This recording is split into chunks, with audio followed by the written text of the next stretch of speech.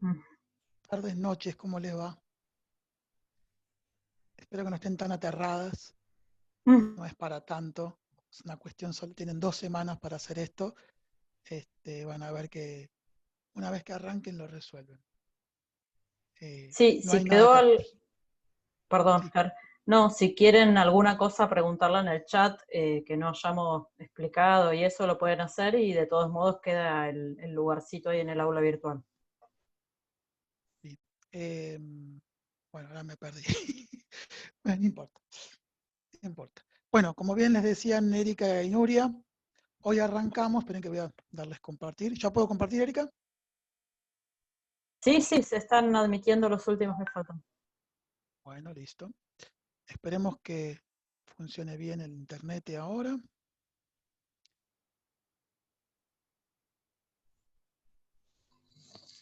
Bueno, bien, como les decía Erika y Nuria, nos metemos en una nueva dimensión, que es la dimensión simbólico-imaginaria, por eso ahí le ponemos primera parte, porque la estaremos desarrollando prioritariamente entre este martes y el próximo. En tanto dimensión simbólico-imaginaria, primer punto para que ustedes retengan, siempre mencionando el tetraedro, ya sabemos que lo ubicamos en el polo de la semiosis, principalmente, y este es el polo, si no lo hemos dicho bien hasta ahora, para que ustedes retengan bien este punto, porque después también va a permear todas las formaciones imaginarias que tiene que ver justamente con la última consigna. Este es el polo del sentido, ¿sí? Es el que le da sentido. Cuando uno dice sentido, no es que tiene que ser un sentido homogéneo para todos, sino que aquí es de donde uno mira los sentidos que se le dan a todos los polos y subsistemas, o sea, todos los fenómenos que ocurren en las instituciones. Son los que brindan significaciones, ¿sí? Es desde este polo que uno organiza, en términos de tetraedro, esos contenidos, y también acá es donde uno incorpora, como también veníamos de la primera clase, recuerdan, las explicaciones que los mismos miembros o miembros de una institución brindan sobre sus propios actos, sobre su hacer y sobre lo que hacen otros, ¿sí? Entonces, es el polo, la dimensión del sentido, de los significados. Y obviamente, a partir de las formaciones imaginarias, cuando lleguemos al momento de interpretación, que todavía no estamos allí, será entonces el momento hermenéutico, es los sentidos que sí le daremos nosotros después de la perspectiva institucional a lo que ocurre en una organización, que es justamente a partir del cuadro que les propusimos en la consigna 2, no es todavía eso, nosotros solamente le proponemos que organicen el material y que en todo caso, de lo visto hasta el momento, ¿cuáles creen ustedes que son los autores que podrían brindar luz interpretativamente desde los conceptos y los fundamentos por los cuales ustedes creen que esos conceptos de esos autores podrían serles útiles en todo caso para analizar el material que ustedes mismos proponen? Y lo que después les daremos más adelante con las entrevistas que les compartamos para el trabajo, ¿sí? Pero bueno, entonces, primer punto, retener eso. Dimensión simbólica imaginaria, polo de la semiosis, el polo del sentido y el significado, per se. Idea fuerte a tener en cuenta. Ahora, ¿por qué a nosotros como materia nos interesa, sobre todo a partir de todo lo que surge en una organización, las representaciones o imaginarios, compartidos o no, en relación sea a las organizaciones? Piénsenlo en todo caso como pensamos nosotros desde el trabajo social, ¿no? Trabajadores sociales, a nosotros nos interesa por qué estas representaciones compartidas o no en relación con las organizaciones, con la institución del trabajo en sí y con la disciplina u oficio que se lleva a cabo en una organización.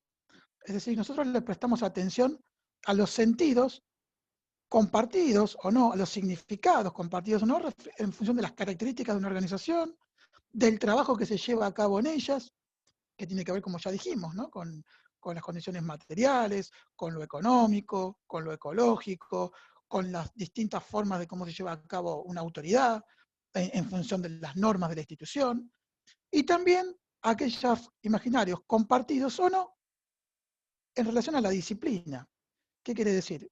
Podremos tener en cuenta también, como pasa a veces en los discursos o prácticas de una organización, qué es lo que otros trabajadores piensan o creen que hace el trabajo social, y también lo que las mismas o mismos trabajadores sociales dan cuenta de lo que suponen para cada uno de ellos el trabajo social, y ahí veremos también si los colegas comparten o no esas perspectivas. Eso es lo interesante de ver. ¿Por qué? Pero ¿por qué sobre todo nos interesa esto? Porque en general, cuando uno analiza la organización, sumado a los otros dimensiones y polos que estamos trabajando, esta posibilidad de tener representaciones compartidas o no sobre estos distintos temas pueden ser parte de las causas de conflictos, diferencias o incluso hasta crisis en un marco organizacional. ¿Sí? Por eso nosotros como cursadio nos es pertinente abordar el tema de representaciones e imaginarios sociales al interior de las organizaciones. Muchas veces, cuando uno analiza dificultades, pueden tener que ver por diferencias en la concepción de la práctica. Entonces no es algo personal, son formas de concebir el trabajo social de manera diferente. Eso puede ser una fuente de conflicto, mayor o menor.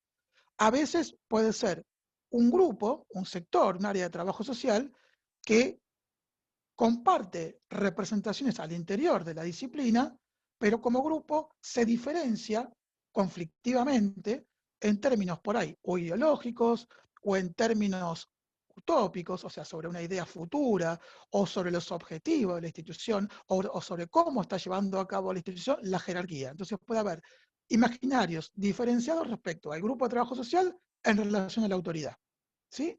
O puede haber en una instancia, en un espacio de salud, por ahí representaciones compartidas respecto a cómo trabajar en territorio entre las áreas de médicos y de trabajadores sociales. O al revés, puede haber situaciones de orden conflictivas o solamente diferencias que se pueden acordar y seguir trabajando aún a partir de las diferencias, o ya conflictos en términos de cómo concebir la salida a territorio o no, o ya cuando se produce una crisis institucional es porque ya estamos en otra situación ya de, bueno, crítica, que tiene que ver no solo ya con las representaciones compartidas o no, sino que a esas diferenciaciones de imaginarios se suman otros puntos muchas veces estructurales a la institución que tienen que ver por ahí con situaciones graves que ocurren ahí, o falta directamente de presupuesto, o sea, por ahí la imposibilidad directamente de llevar a cabo la tarea. ¿Sí? Entonces, ¿qué queremos decir con esto? No es que representaciones compartidas generan siempre satisfacción y representaciones no compartidas generan necesariamente crisis, sino que siempre hay crisis y conflictos. Aún cuando, como decía, puede haber representaciones compartidas, pueden serlas al interior de un sector, pero eso le produce diferencias con otro sector. Y esto también puede ser fuente de conflicto. El punto es que para nosotros es interesante conocerlas, analizarlas, como siempre decimos, para ver cuál es la manera de transformar la situación que les permita a quienes trabajan y desarrollan una tarea en esa organización, llevarla a cabo de la manera más satisfactoria, saludable posible y que implique un crecimiento para quienes llevan a cabo la tarea allí. Digamos, este como el marco general. Entonces, por eso nos importa a nosotros los sentidos, porque a veces uno puede dar por sentado que hay sentidos compartidos y cuando uno empieza a indagar, en realidad sí hay diferencias que pueden ser, como les decía, mínimas o ya de mayor gravedad. Aclarado este punto, vamos a introducirnos y ustedes van a ver que más o menos en los textos que tienen a partir de María José, tienen como una suerte de historización de la concepción de representación social y de llegada a imaginarios sociales. Y después aparecen los organizadores socioculturales, que son son aquellos que alimentan a los imaginarios sociales, que tienen que ver con lo que mencionábamos antes. Las creencias, mitos, utopías e ideologías que son las más importantes que vamos a trabajar. ¿Se entiende? Como primer marco. Entonces, ¿qué trae María José aquí? Una recomendación que les hago, como les habíamos dicho en su momento. La base para comprender la perspectiva freudiana de representación es entender la clase que habíamos visto sobre las dos maneras en que se han ido construyendo el aparato psíquico. Una primera explicación que tenía que ver, como decíamos, con el inconsciente, preconsciente y consciente, y después las instancias psíquicas que hablábamos del ello, yo y super yo. Cuando María José entonces trae el tema de la perspectiva freudiana de representación, tenemos que ya dar por sentado esta constitución y conformación del aparato psíquico, para entender, por ejemplo, cómo aparecen las primeras 4 características de lo que es una representación para el psicoanálisis. O sea, vamos tratando como este estudio epistemológico de la palabra, ¿no? En principio. Pero que es base de todas las corrientes. ¿Sí? Si bien cada uno después tendrá sus... Eso es algo que me olvidé de decirles que me parece interesante. Ustedes, salvo en la psicología institucional psicoanalítica, que aparte es la que presenta el tetraedro, no van a ver en las concepciones que aparecen las representaciones sociales o imaginarios sociales en parte de su marco contextual. Sin embargo, todas lo dan por sentado que estas representaciones imaginarios existen en una organización, y en tanto la mirada psicoanalítica es considerada por los equipos a la hora de hacer los análisis de los discursos y prácticas en aquellos espacios donde se hacen las intervenciones. Y también a partir de la investigación, como siempre decimos, incorporar un nuevo conocimiento que después vuelve al terreno. Entonces, como ustedes ya saben, cada corriente y su dispositivo tiene distintas formas de cómo se interviene. De todas maneras, todas lo consideran como un atravesamiento clave a la hora de interpretar los discursos y prácticas de los trabajadores que llevan a cabo su tarea en la organización. ¿Sí? Con esto quiero decir que por ahí ustedes no ven estas palabras en los marcos de las corrientes institucionalistas, pero sí son consideradas esta temática cada una de ellas. Vuelvo. Entonces, estos 4 primeras características de la representación desde el psicoanálisis, las primeras 3 tienen un carácter temporal. Es decir, hay una primera instancia que es la percepción. Una representación es resultado de una percepción. Lo que se percibe ahora, en el aquí y ahora. Es un tiempo presente. Otra característica de la representación puede ser la del recuerdo. Es decir, percepciones que traídas al presente están ancladas en un pasado cercano o lejano. ¿Sí? Una tercera característica entonces de la representación es la que se plantea hacia el futuro. En tanto, desde el hoy como presente, nos imaginamos, ¿sí? Nos representamos un futuro a partir de, bueno, ¿cómo podemos decirle? Una recreación de elementos que unidos nos hace generar una imagen de un futuro, también cercano, mediano o a largo plazo.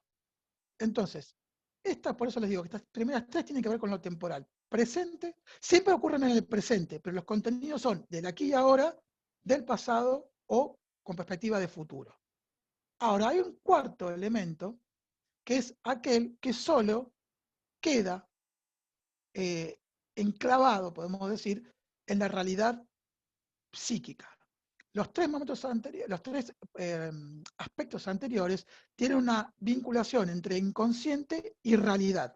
Por eso uno puede hablar de lo aquí y ahora, de ese pasado y de ese futuro. Pero el de la alucinación es claramente un aspecto, la representación que ocurre en aquellas personas que, creyendo vivir en una realidad, actúan en la realidad a partir de aspectos que solo ocurren en su mente, podríamos decirlo así. Hay una película que es muy clara, la volví a ver hace poco, Una mente brillante, no sé si la han visto, ¿no? La de este premio Nobel, John Nash, que era esquizofrénico, ¿no? Y no se dio cuenta, y ustedes cuando ven no quiero spoilearla, les sugiero que la vean.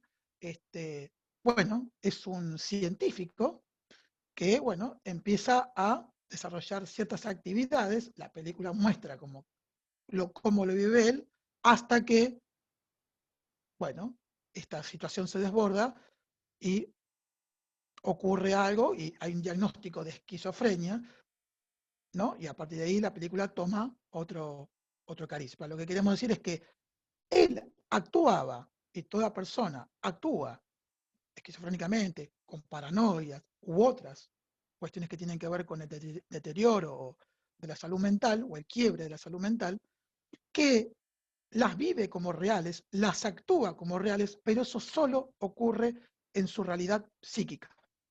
¿Sí? Por eso ahí también actúa como el inconsciente y ahí ocurre todo junto a la vez, el pasado, presente, es como el inconsciente dejado a su libre albedrío y se dan las condensaciones, los desplazamientos, y él lo vive como tal, y entonces la represión no actúa, y por eso en el mundo de lo real es visto como una persona con problemas.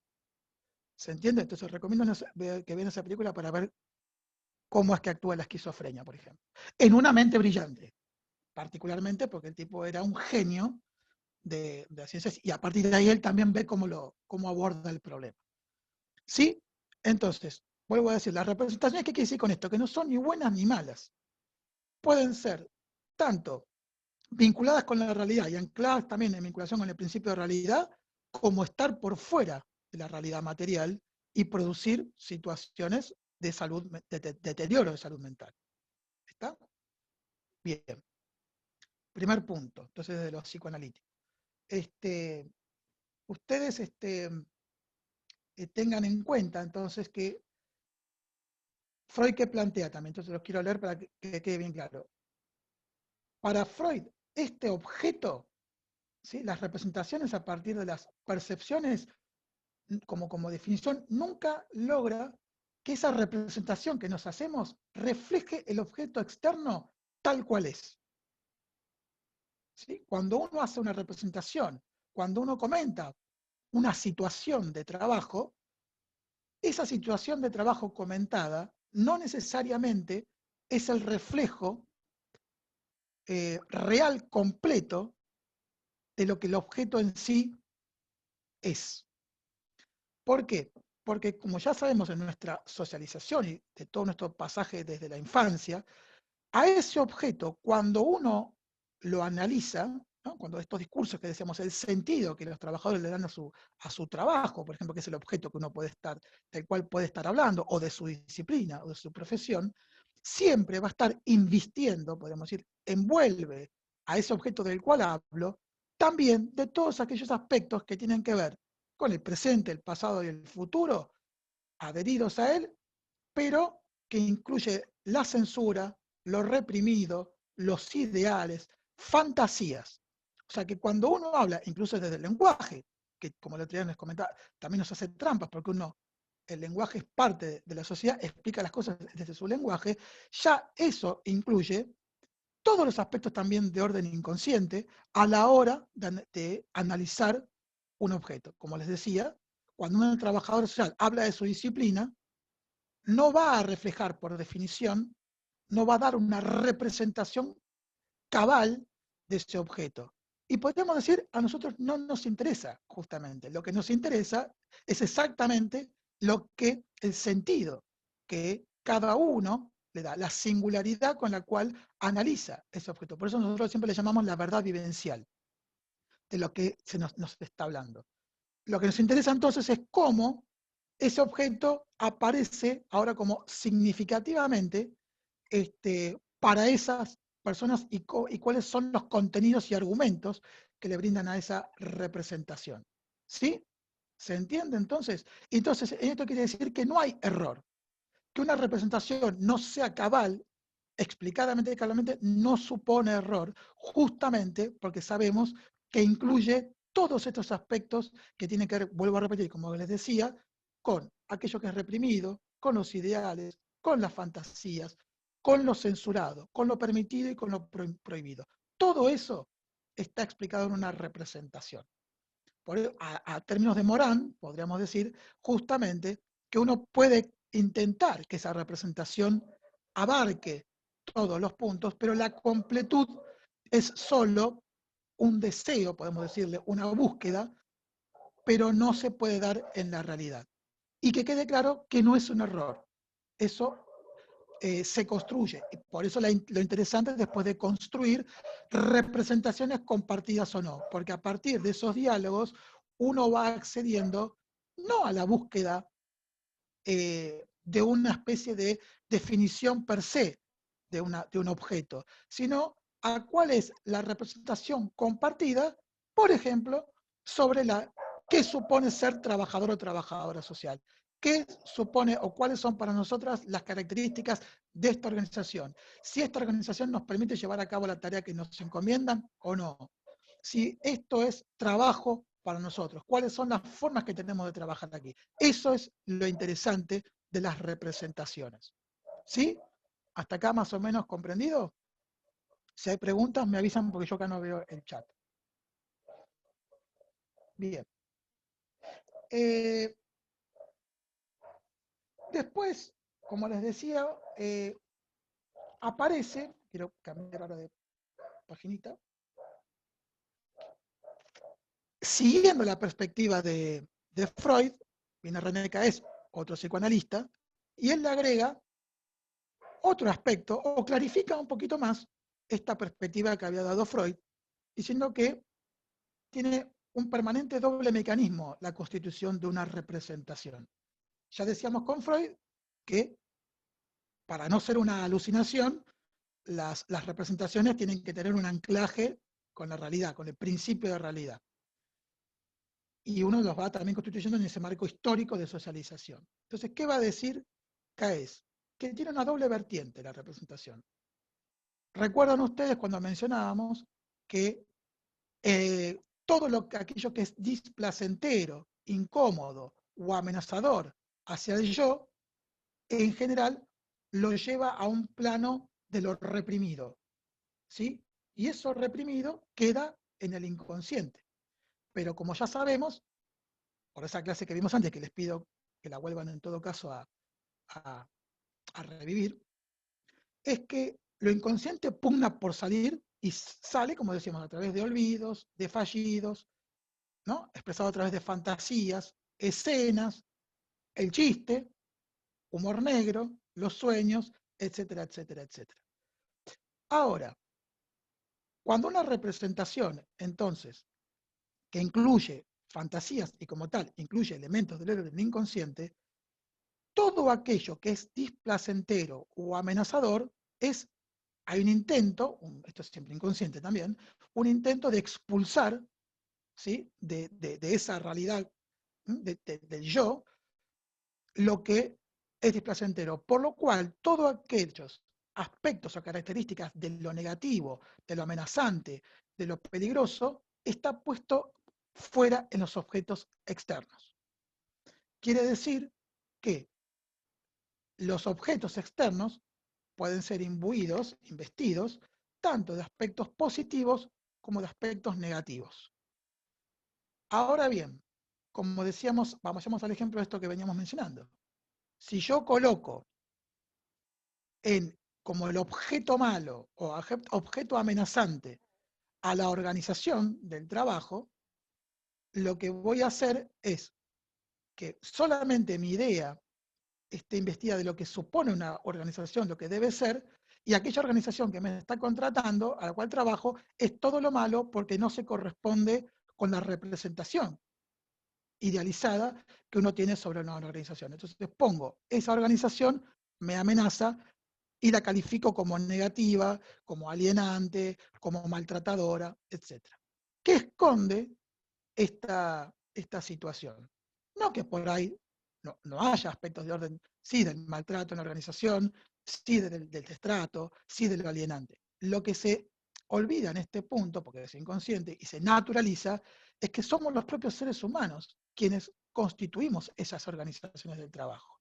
Quiere decir que nosotros, en realidad, cuando se produce el efecto, dice, de proyección, o sea, de proyectar en el exterior aquello negativo, luego, es un proceso inconsciente del cual no somos conscientes, cuando introyectamos eso negativo de esa organización, aquello que me amenaza, como si fuera algo instituido naturalmente, como si fuera realmente de una realidad exterior o de un mundo ajeno, cuando en realidad ese mundo externo se constituye a partir de las características que le vamos inculcando los propios seres humanos. Es decir, que el fantasma acá es que esa organización que me maltrata, de alguna manera, estamos contribuyendo a que sea de esa manera, aunque lo neguemos. Entonces, uno vuelve a internalizar esas formas de organización en la representación, como si fuera algo del exterior, desconociendo que uno también es parte de lo que le brinda cierta identidad a aquello que también incluso me hace mal. Este es un juego, vuelvo a decir que obviamente es inconsciente, porque uno diría, ¿cómo yo voy a ser protagonista o parte de algo que me hace mal? Bueno, eso es lo que pasa con el inconsciente.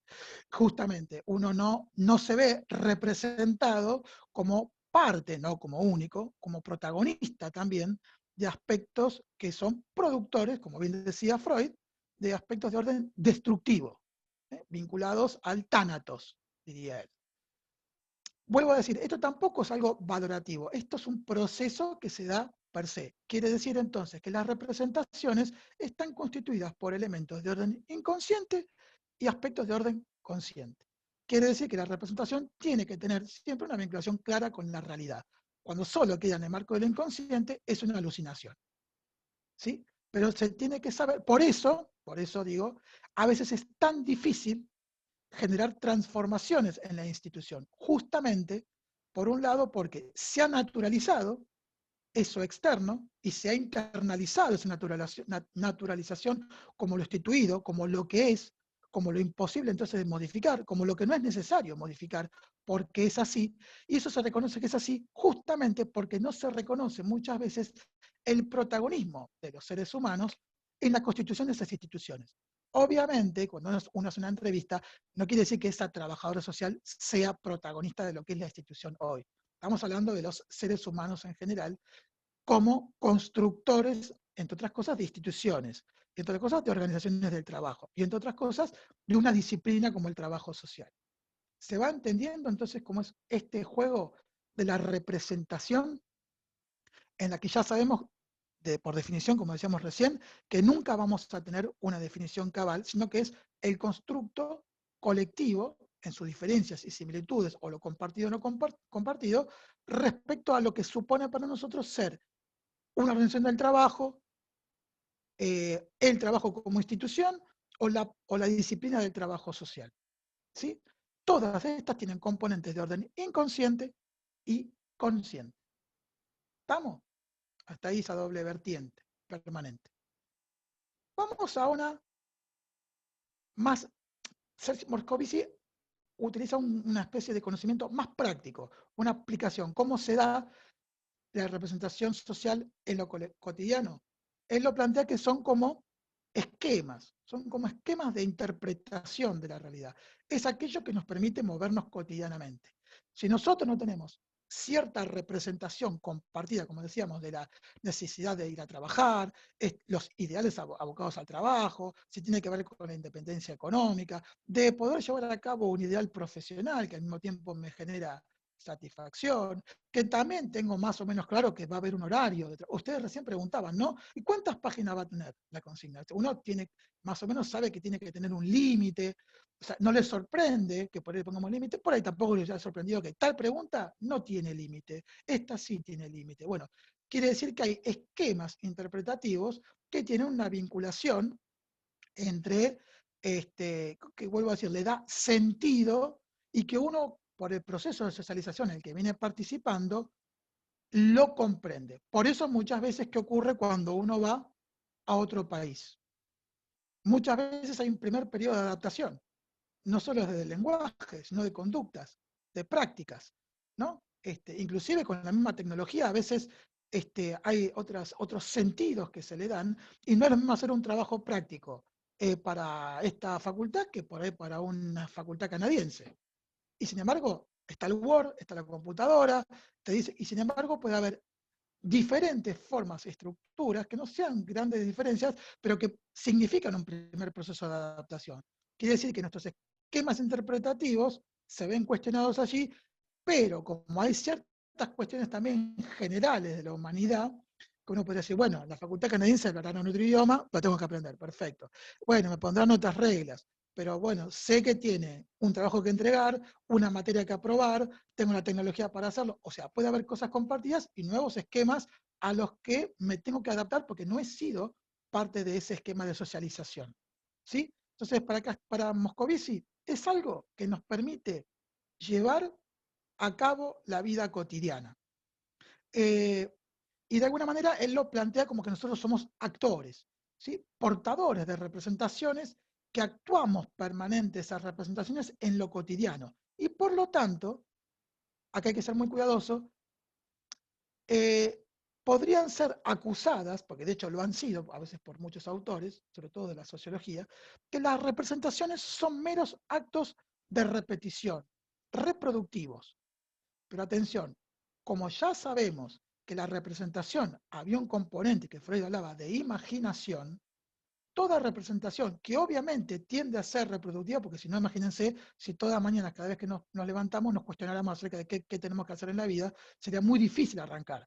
Entonces, si bien uno tiene determinados esquemas que le permiten llevar a cabo la vida cotidiana, siempre hay un componente, ¿sí?, de alteración. Esto ahora lo vamos a hablar más con Castoriadis, pero que tiene que ver con lo creativo, con la imaginación, con lo novedoso, y que ahí permanentemente uno podría decir que hay un movimiento de reproducción y un pequeño movimiento de modificación de lo novedoso, ¿sí? Que puede ser, a ver, la tecnología, ¿no? Se inventó el Prezi. Uy, ahora el Prezi es mucho más interesante para trabajar. Bueno, tengo que aprender el Prezi y ahora podría, en vez de usar el PowerPoint, que yo igual lo uso, es porque el Prezi es costoso, más complicado, hasta que me acostumbre, lleva un tiempo de adaptación, pero bueno, ahora el Prezi, todo lo comprenden. Yo recién veía cómo a muchos de ustedes no les hacía dificultad cómo moverse a la hora de presentar un trabajo en el campus. Bueno, hay una que decía, no, para mí la primera vez es todo nuevo. Claro, entonces quiere decir que las representaciones sostienen aspectos más o menos continuos, pero siempre puede haber un aspecto del orden de la imaginación. ¿Y de dónde viene eso? De ese aspecto imaginario de la representación que nos traía Freud en el primer ejemplo, digamos, como primera definición de representación. Y que obviamente en el contacto también con la realidad, la representación al interpretar las percepciones también le incorpora algo creativo. Si uno escucha discursos sobre determinado aspecto del trabajo, cuando uno se pone a reflexionar, por ahí no tiene respuestas previas. Entonces, en ese intento de dar una explicación, incorpora o le encuentra quizás a su tarea profesional aspectos nuevos que hasta que alguien no se lo preguntara, no los había pensado. Es más, por ahí los actúa y no los había tomado conciencia de que los lleva a cabo. ¿Se entiende? Entonces, esta naturalización, poca reflexividad muchas veces que uno lleva a la tarea, le impide ver que uno no es alguien que meramente reproduce, sino que también le va incorporando innovaciones. Acá, rápida vinculación, obviamente, cuando hablamos del acto poder mendeliano, por ejemplo. Por eso, acá dice, ¿no? Para el modelo le presta mucha atención justamente a aquella creatividad que pone todo trabajador en la tarea que lleva a cabo. Digo, fíjense también, esto no es pregunta del parcial, pero cómo también adquiere coherencia los marcos teóricos aún desde diferentes autores. Bueno, ahí les dejo el PowerPoint para explicar por qué lo teatral. Lo que habla de la escena teatral es que uno actúa en tanto escenas, ¿no? Como si fuéramos personas actuando permanentemente y portamos, aun cuando creamos que somos muy independientes o muy libres, de alguna manera somos portadores de nuestra sociedad. A lo que diría Morán, somos poseídos. ¿Mm? Esa es una también de las posibles consignas ahí en el parcial, y justamente uno es poseído en tanto uno es difícil explicar o interpretar o dar sentido a fenómenos institucionales si no es a través de las maneras en las que ha ido aprendiendo a darle esos sentidos a esos fenómenos. Es muy difícil que uno tenga de la nada una explicación, salvo, obviamente, cuando empieza a hacer investigación. Pero en general, cuando uno interpreta, más allá de la creatividad que le pone, en realidad trae aquello desde el cual lo puede explicar, lo que le puede dar sentido a lo que hace. E incluso las representaciones, también, un aspecto que no había mencionado, traen y hacen familiar lo que no es familiar. ¿Dónde se nota esto? ¿Vieron cuando uno dice, esto es como tal cosa? Cuando se explica por medio de una metáfora. A veces no se puede explicar específicamente algo si no traigo algo comparativo, algo que yo conozca para tratar de hacerme familiar aquello que no es familiar cotidianamente para mí. ¿Esto es parecido a tal cosa? Bueno, sí y no. Entonces, cuando uno busca parecidos es porque justamente lo nuevo no lo puede explicar del todo. Y trata de traer aquello que sí conoce a ver si se acerca más o menos a lo que uno está observando. Obviamente, después en el intercambio, quizás uno adquiera nuevos sentidos y ahora tenga, a partir de ese objeto que era novedoso, una explicación más cercana. ¿Se entiende? Pero uno en general trata siempre de explicar lo conocido y lo desconocido a partir de lo que le es familiar. Es ahí donde se notan las representaciones. Y para eso también sirven. O sea, cuando uno le critica, o se le critica lo reproductivo, es que si no tuviera un componente reproductivo, la vida sería casi como una esquizofrenia, ¿sí? En el sentido de que estaríamos permanentemente, cada día, reinventando y aprendiendo todo el tiempo. Entonces eso tampoco permite avanzar. Es a partir de lo que se reproduce que se pueden ir incorporando la novedad, la modificación, lo creativo. Por eso, cuando hay, podemos mirarlo desde lo político, cuando se intentan sostener representaciones de manera autoritaria, evitando que otras representaciones surjan, justamente es porque quiere decir que hay aspectos novedosos en las representaciones, pero aquellos que detentan ciertos poderes no quieren que esos nuevos sentidos aparezcan, quieren que haya un pensamiento único, unas prácticas que están destinadas a conservar una forma de pensar llevada a la realidad. ¿Sí? Entonces, ¿qué quiere decir esto? Nos lleva después, en el ámbito de lo político, a las disputas de representaciones por los sentidos. Cuando antes hablábamos de que nos interesa ver qué es lo compartido y qué no, ya estoy viendo que queda 1:50, qué era lo compartido y qué no, justamente muchas veces se manifiesta a través de enfrentamientos, de disputas, de orden político, de orden del poder, en términos sociológicos, ¿no? Cuando hablamos de las fuerzas.